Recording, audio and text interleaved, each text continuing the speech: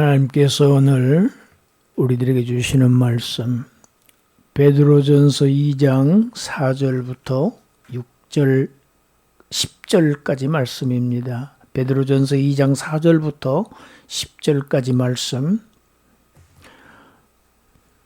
우리가 함께 읽습니다. 사람에게는 버림받아 되었으나 하나님께는 택하심을 입은 보배로운 산돌이신 예수께 나아가 너희도 산돌같이 신령한 집으로 세워지고 예수 그리스도로 말미암아 하나님이 기쁘게 받으실 신령한 제사를 드릴 거룩한 제사장이 될지니라.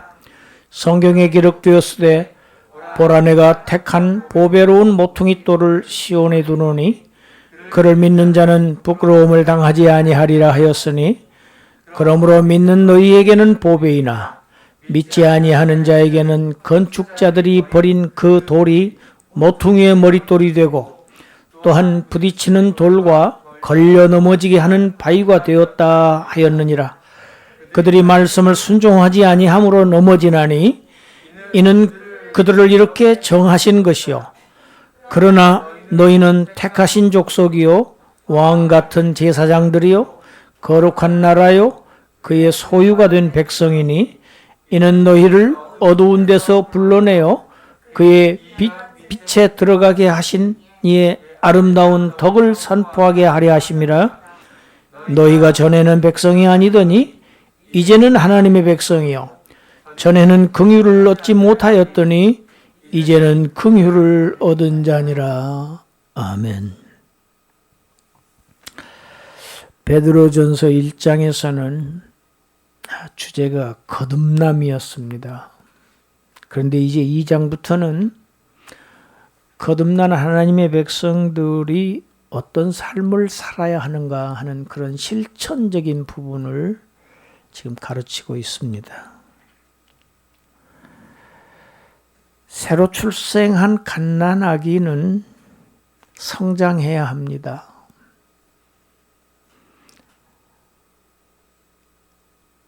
그런데 우리가 가끔 TV를 통해서 구호단체들이 하는 방송을 보면 아프리카 이런 쪽에 못 먹는 아이들, 질병에 시달리는 아이들을 보면은 자라지를 않고 아주 작아요. 이유가 두 가지입니다. 못 먹어서 그렇습니다. 첫째는 양식이 공급이 안 되는 거죠. 둘째로는 질병입니다. 육체의 생명과 마찬가지로 영적인 생명, 영적인 출생자, 거듭난 성도들도 이와 똑같다는 것을 성경이 가르칩니다. 새로운 출생한 성도들은 반드시 성장해야 합니다. 그것이 하나님의 뜻입니다. 성장하는 것이 하나님의 뜻입니다. 그래서 하나님께서 성장하게 하셔요.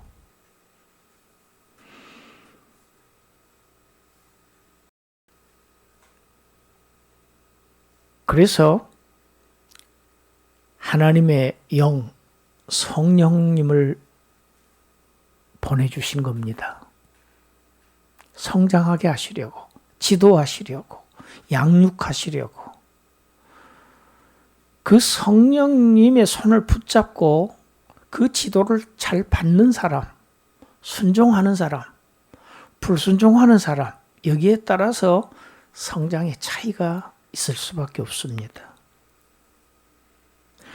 성령께서는 이제 출생한 하나님의 갓난아이들을 향해서 권고하십니다.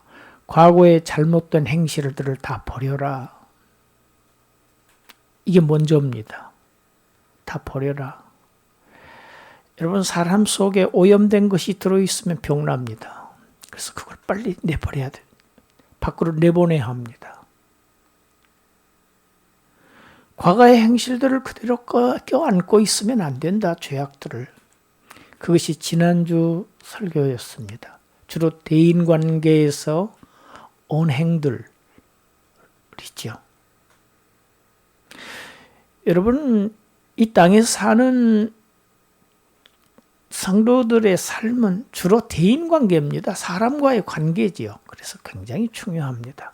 하나님과 관계를 맺은 사람들은 대인과의 관계가, 그 다음에 수평적인 관계가, 수직적인 하나님과의 관계가 정상인 사람은 수평적인 대인관계가 올바르게 해야 합니다. 서는 것이 정상입니다. 그러기 위해서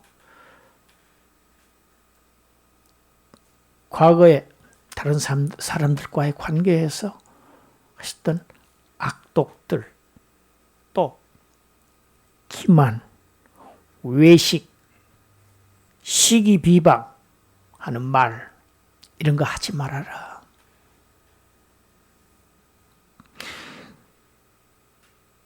그리고 두 번째로는 갓난아기들은 어머니의 젖을 사모합니다. 똑같이 이제 거듭난 성도들, 영적인 양식, 하나님께서 주신 양식, 하나님의 말씀을 간절히 사모해야 한다. 여러분, 많이 먹는 아이들이 더 건강합니다. 더 힘을 씁니다. 빨리 성장합니다. 좋은 양식을 많이 먹어야 되지요. 순전하고 영적인 양식. 성도는 갓난아기들의 상태에 머물러 있어서는 안 됩니다. 사도 바울이 고린도 교회 성도들을 향해서 책망하는 것이 바로 그런 점이었습니다. 너희가 지금 굉장히 오래되었는데도 자라지를 못하고 갓난아기들 상태에 머물러 있어서 너희들이 지금도 아직도 그 세상에 그런 모습들을 그대로 육적인 모습을 여전히 지니고 있구나.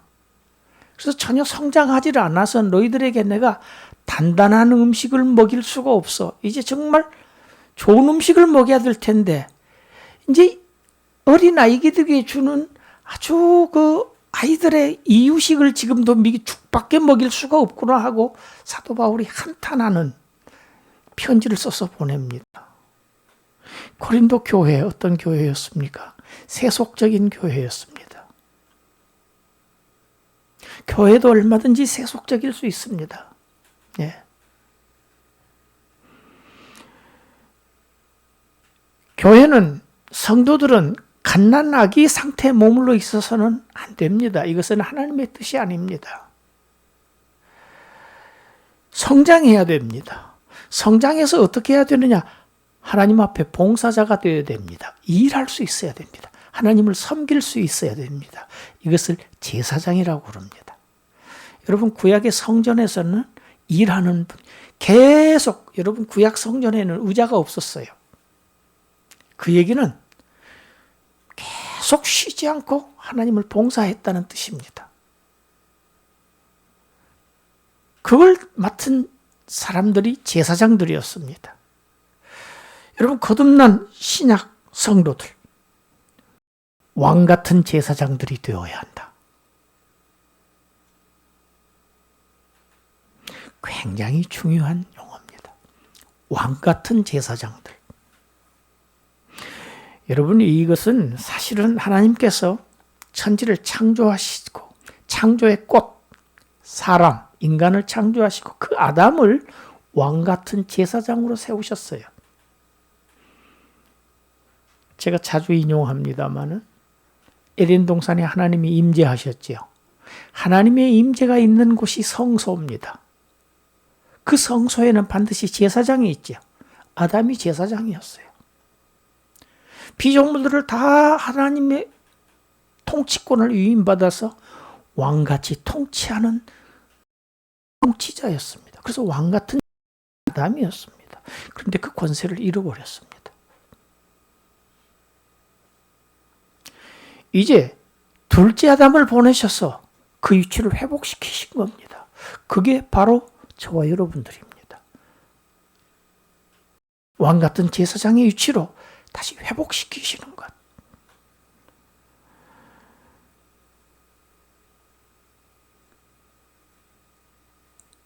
하나님을 섬겨야 됩니다. 아담은 하나님을 섬길 수 있는 특권을 부여받은 자입니다. 어느 피조물이 하나님을 섬길 수 있었습니까? 동산에서. 여러분, 특권 중에 특권입니다. 하나님을 섬긴다. 하나님을 봉사한다. 하나님의 제사장이다. 인간이 하나님의 일을 하게 하신다, 인간에게. 이건 놀라운 일이죠. 여러분, 대통령이 불러서 대통령의 업무의 일부를 맡겨준다. 비서실에서. 영광스러운 일이지요. 여러분, 하나님의 일을 내가 맡아서 한다. 하나님을 섬긴다, 봉사한다. 여러분, 그 대통령 비서실에 비할 바가 아니죠. 인간 왕은 자꾸 바뀝니다. 허물어집니다. 심지어 그 왕은 감옥에도 갑니다. 죽임을 당하기도 합니다. 그러나 만왕의 왕, 천지의 주제이신 하나님, 그 하나님을 섬긴다. 여러분, 이건 보통 신분이 아니죠. 귀하고 복된 신분입니다. 제사장들이 되어야 되는데 그러기 위해서는 자꾸 그리스도에게로 나와, 예수께 나와야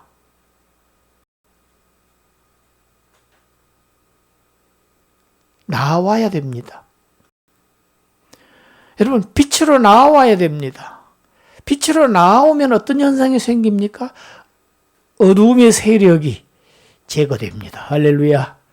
여러분, 어두움은 한 번도 빛을 이겨본 역사가 없습니다. 어두움은 빛을 이기지 못합니다. 참빛 되신 예수 그리스도에게 나올 때 우리의 어두움이 다 사라지고 점점 더 밝아져요. 환해져요. 긍정적으로 돼요. 발전해요. 그러려고 우리를 흑암의 권세에서 건져주셔서 하나님의 광명의 나라로 국적을 옮겨주신 겁니다. 할렐루야. 나라를 옮겨주셨어요. 사탄의 나라에서 하나님의 나라로. 예수께 나오는 것, 여러분, 이것이 오늘 우리 이 모습입니다. 예배입니다. 하나님을 제사 드리기 위해서 성전으로 다 나왔었지요. 구약 성도들. 그렇습니다. 예배자로 사는 것. 그래서 예배가 얼마나 중요한 것인지 알 수가 없습니다. 하나님 예수 그리스도 앞에 나올 때에 그리스도와 교제가 되고 이제 교통이 됩니다. 그래서 점차 그리스도를 닮아갑니다. 이것을 성장이라고 합니다. 이것이 하나님의 방법이셔요. 이게 로마서 8장에 기록되어 있는 말씀입니다. 그리스도를 닮아가게 하시기 위해서 우리를 양자로 삼으셨다.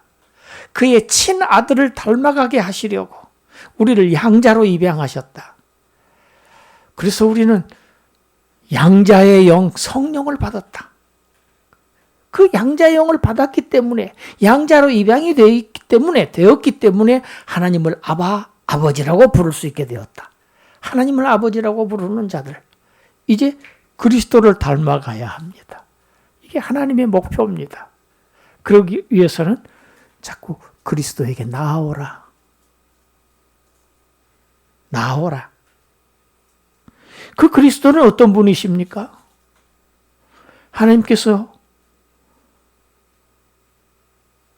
인류의 신락원한 인류를 다시 회복시키시려고 보내신 둘째 아들, 제사장 메시아 보내셨지요.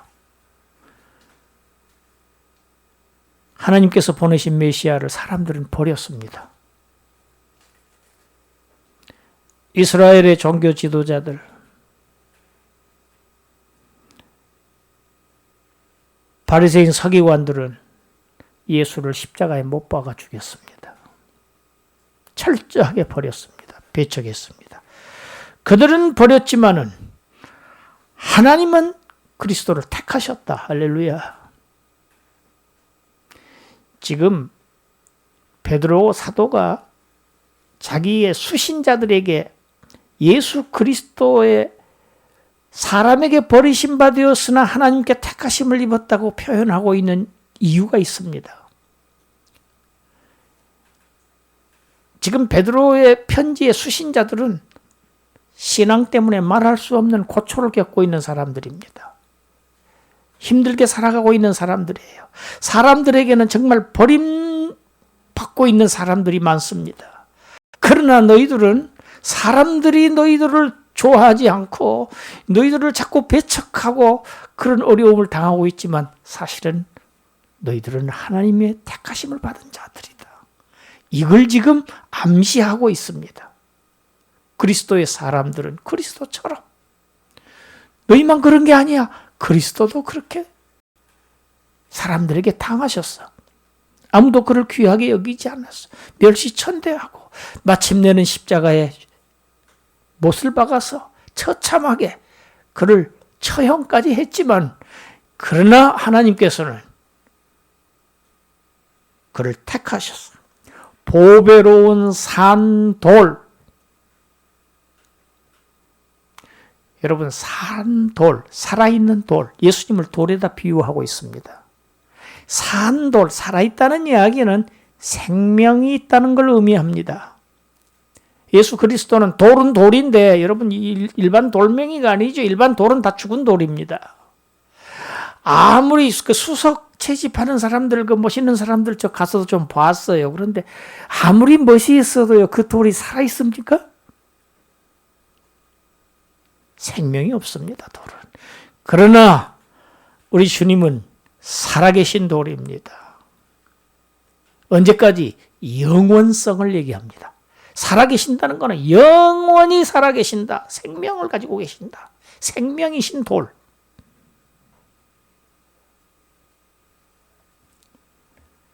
여러분, 하나님의 이스라엘 백성들이 하나님께서 보내신 하나님의 아들을 버렸습니다. 그 얘기를 시편 기자가 시편 118편 22절에서 한 말씀을 지금 베드로가 인용하고 있습니다. 118편 22절 우리 함께 읽습니다. 건축자가 버린 돌이 집 모퉁이의 머릿돌이 되었다. 할렐루야. 건축자들, 이스라엘의 지도자들 버렸어요. 네가 무슨 하나님의 아들이야. 말도 안 되는 소리 하지 말라. 그건 신성모독이다. 우리는 유일신 하나님을 섬기는데 그 하나님 말고 네가 하나님의 아들이라고? 이건 신성모독이다. 그래서 못 박은 겁니다. 그 버린 돌 하나님께서 집의 모퉁이 돌.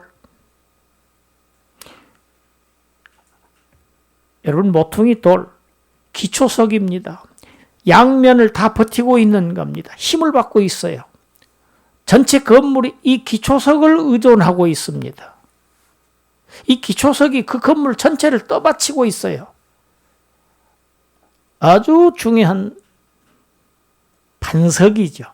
주님을 반석에다 또 비유합니다.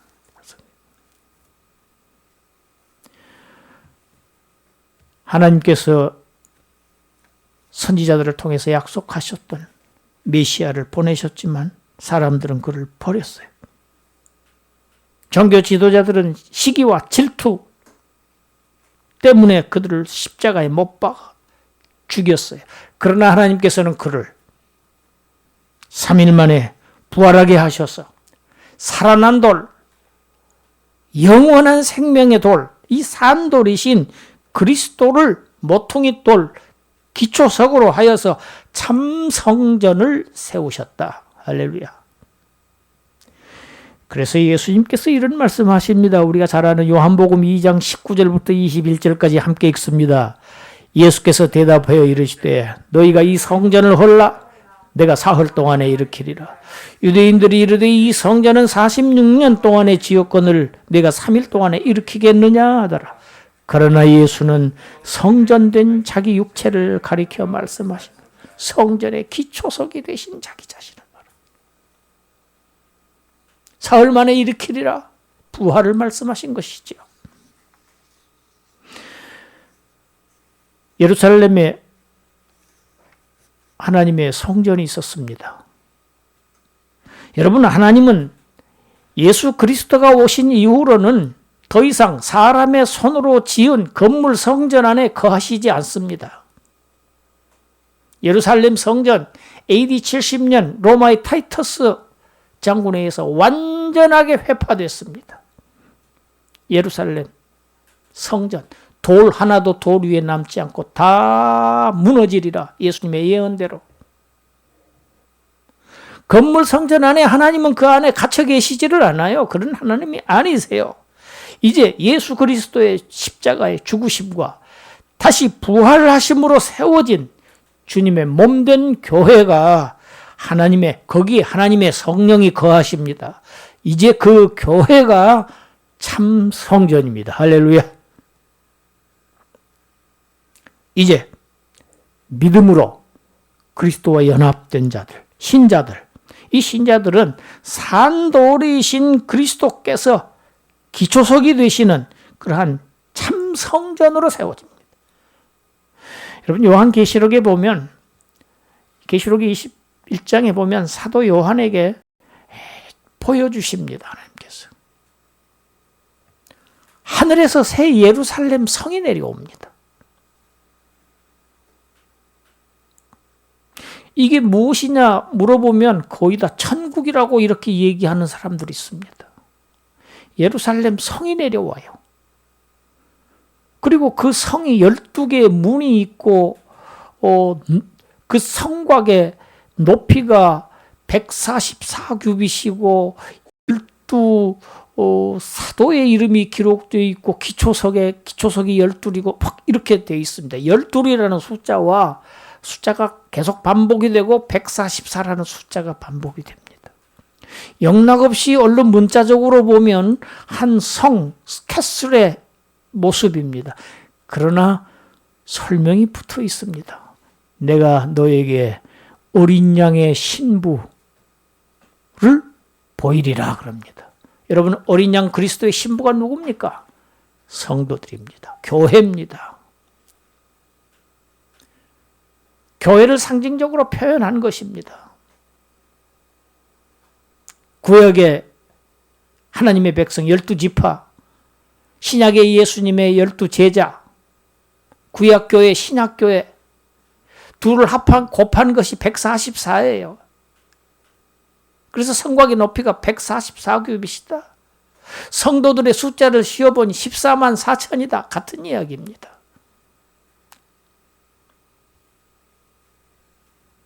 어린 양의 신부인 교회. 교회의 기초석은 모퉁이돌 되셨다, 우리 주님께서. 그래서 교회를 지금 떠받고 계시고 보존하시고 유지하시고 강건하게 하시고 이끌어가고 계신다.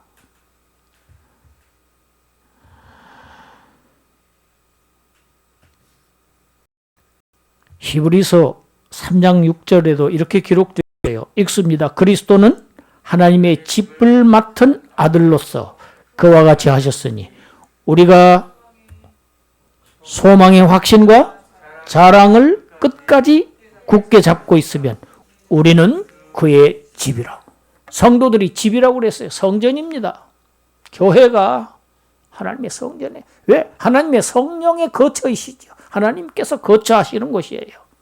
거처하시는. 여러분, 하나님은 지금 우리와 함께 거하십니다. 이것이 임마누엘 하나님이시죠. 하나님은 우리와 함께 계시답니다.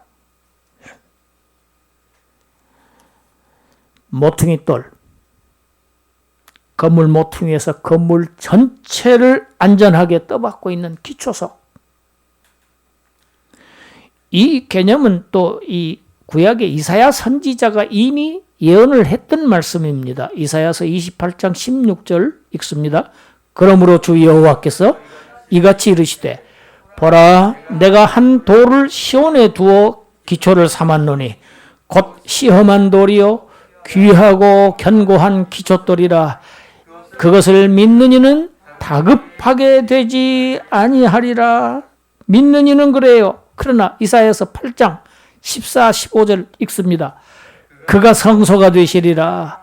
그러나 이스라엘의 두 집에는 걸림돌과 걸려 넘어지는 반석이 되실 것이며 예루살렘 주민에게는 함정과 올무가 되시리니 많은 사람들이 그로 말미암아 걸려 넘어질 것이며 부러질 것이며 덫에 걸려 잡힐 것이니라. 여러분, 이스라엘은 거절했습니다. 거절했어요. 믿는 자들에게는, 믿는 이는 다급하게 되지 않아요. 구원을 이루어요. 믿는 이는 안전하게 하나님의 자녀가 되는 그러한 특권과 은혜를 누리게 되지만, 그를 버린 자들, 이스라엘의 두 집, 남과 북, 그들의 유일신 신앙에 예수는 거침이었어요. 삼위의 하나님을 알 수가 없었지요. 그러나 구약 성경에 얼마나 많이 선지자들이 메시아를 보내서 너희를 다시 회복시키신다고 하나님께서 예언자들을 보내셨습니까? 그런데 그 예언자들 죽이고 가두고 심지어 아들마저 십자가에 못 박아 죽인 것이 북이스라엘 남유다가 한 일이었습니다. 그래서 예루살렘 주민에게는 함정과 올무가 될 수밖에 없고, 그들은 예수 그리스도 때문에 걸려 넘어지고 부러지고 덫에 걸려 잡힌 사람들이 되었어요. 믿지 아니하므로.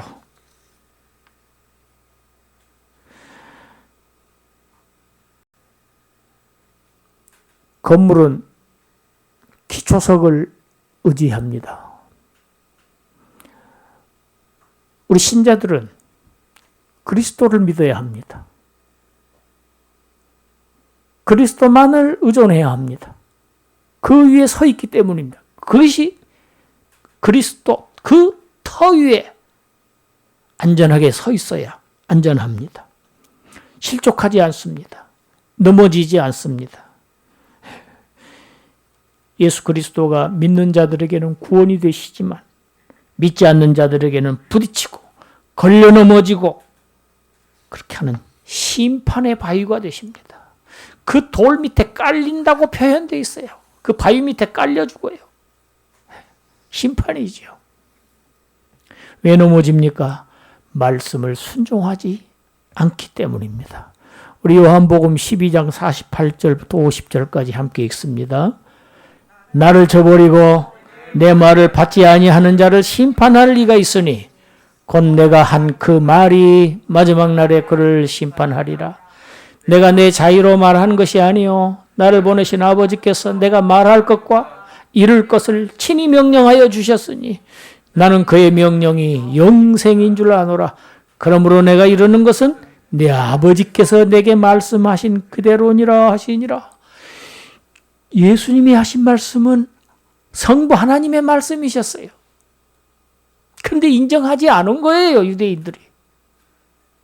내 말을 안 받는 거예요. 내 말은 내가 내 마음대로 하는 게 아니야. 내 자유로 하는 게 아니야. 내가 지어서 내가 하는 게 아니야. 내 아버지께서 내게 주신 말씀을 너희에게 전한 거야. 여러분, 이분이 메시아입니다.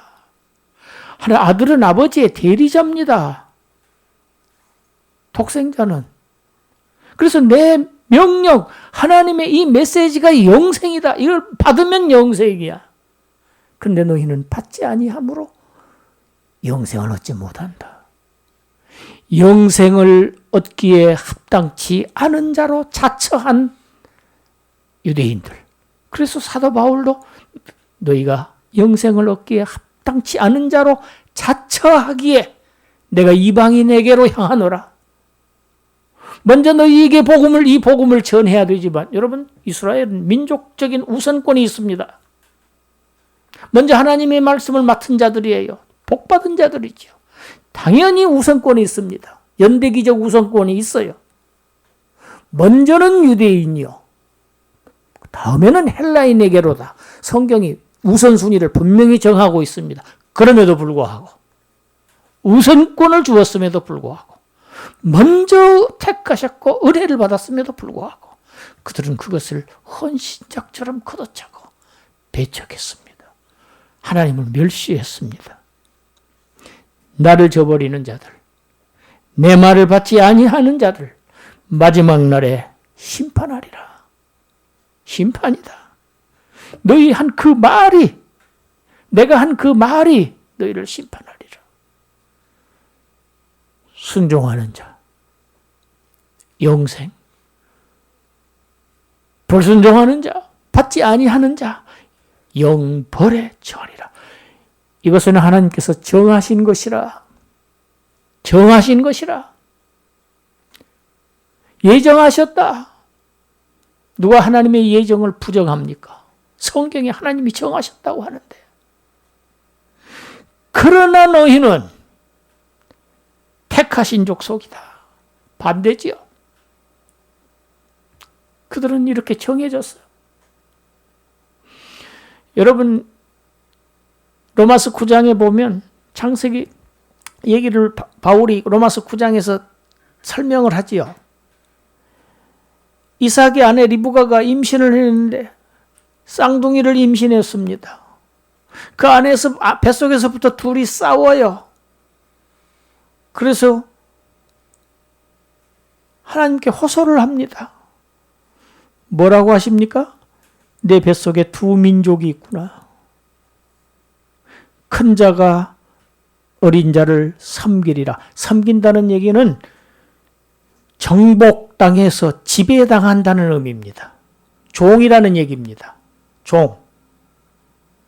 이게 창세기부터 계속 흘러오는 종의 사상입니다. 섬기리라. 큰 자가 어린 자를 섬기리라. 여러분, 뱃속에서부터 벌써 나뉘었어요. 출생도 하기 전에, 무슨 행위가 있기도 전에 바울이 얘기한 건 그 얘기입니다. 왜? 하나님의 뜻으로 말미암아 선다. 하나님의 뜻이 그렇다. 하나님이 예정하셨다. 에베소서 1장에는 창세전부터 예정하셨다. 선택하셨다.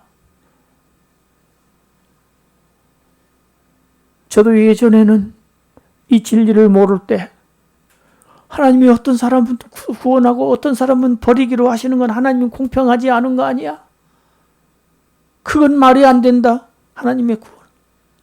여러분, 선택이라는 단어 안에 유기가 포함되어 있습니다. 함의되어 있습니다. 왜? 선택은 많은 사람 중에서 일부를 택하는 것이 선택이기 때문입니다. 선택하면 나머지는 유기, 그냥 남게 되는 거예요. 이미 버려진 자들 중에서 일부를 선택하신 겁니다. 인류는 버려졌어요, 이미. 그 중에서 택하심을 받았다. 너희는 택하신 족속이다. 이 직역하면 택하심을 입은 자들이다. 택하심을 입은 자들. 거룩한 제사장이라고 2장 5절에서 얘기했는데 이제는 왕 같은 제사장들이다. 거룩한 나라다. 너희는 그의 소유된 백성이다. 그의 소유. 하나님께서 얻으셨다. 아들의 생명을 대가로 해서 얻으시고 이제 하나님 자신을 위해서 보존하고 계시는 그러한 그의 소유된 구원받은 백성들이다. 너희는 이러한 귀한 존재들이다. 하나님의 백성들이다. 거룩한 사람들이다. 하나님을 섬기는 제사장들이다. 왕 같은 제사장들이다.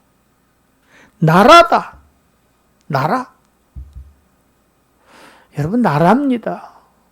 요한계시록의 끝에 가서 보면 나라예요, 나라. 하나님의 나라. 하나님 나라의 백성들이다. 나라를 구성하는 영혼들입니다. 택하심을 입어서 하나님께서 너희들을 흑암에서 빛의 나라로 불러내신 목적이 무엇이냐? 그의 아름다운 덕을 선포하게 하려고 하시는 것이다. 여러분, 이것이 신자들의 사명입니다. 신자들의 아주 영광스러운 사명입니다. 특권이죠. 하나님의 은혜, 하나님의 사랑, 그리스도의 은혜와 하나님 아버지의 사랑을 전파해야 할 그러한 사명자들이 그리스도인들입니다. 오늘 본문은 마지막 구약 호세아 선지자의 말씀을 인용하고 있습니다. 호세아서 2장 23절 우리 함께 읽습니다. 내가 나를 위하여 그를 이 땅에 심고 긍휼히 여김을 받지 못하였던 자를 긍휼히 여기며 내 백성 아니었던 자들에게 향하여 이르기를 너는 내 백성이라 하리니 그들은 이르기를 주는 내 하나님이시라 하리라 하시니라. 할렐루야. 여러분, 우리는 원래 하나님의 택한 백성이 아니었지요. 이스라엘이 아닙니다. 하나님 백성 아니었습니다. 하나님의 언약이 없었어요. 구약 성경에 보면 언약을 계속 아브라함에게 계속 그 민족에게 주시지요. 우리는 언약에 있어서 외인이었습니다. 소망 없었습니다. 하나님도 없는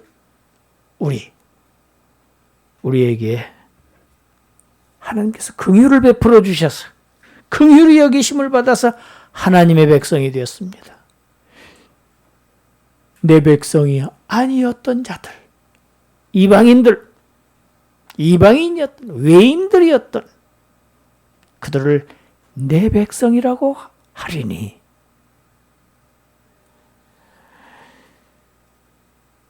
이제 밖에 있던 자들이 이제 하나님의 집 안으로 들어와 이제 하나님을 섬기는 거룩한 왕 같은 제사장들이 되었습니다. 여러분, 제사장에게 요구되는 것은 무엇보다도 거룩성입니다. 거룩한 제사장. 그래서 오늘 본문 설교 제목 거룩한 제사장이 될지니라. 거룩한 제사장이 될지니라. 거룩한 제사장으로 하나님을 예배하고 그의 자비와 그의 사랑과 그의 긍휼을, 그의 구원을, 은혜를 이제 열심히 전하는 그런 사명을 잘 감당하시는 그러한 저와 여러분들이 되시기를 주님의 이름으로 축원합니다. 기도하겠습니다. 하나님, 너희는 왕 같은 제사장들이다. 하나님의 택하신 족속이다. 거룩한 나라요 그의 소유가 된 백성이다. 이제 그의 백성으로, 그의 제사장으로 하나님만을 섬기며 하나님께 헌신, 봉사, 충성하며 하나님 나라를 건설하는 이 일에 열심을 내는 그러한 백성들, 제사장들 되게 하여 주시옵소서. 예수님 이름으로 기도드리옵나이다. 아멘.